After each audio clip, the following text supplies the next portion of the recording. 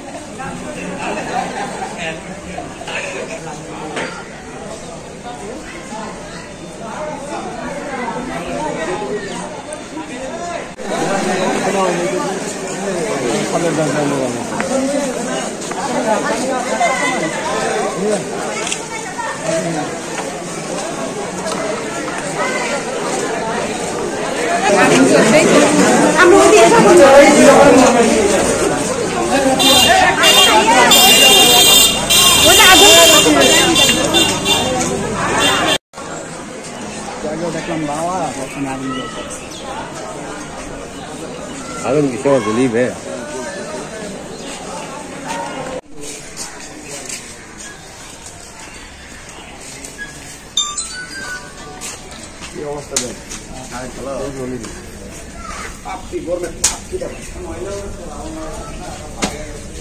video video video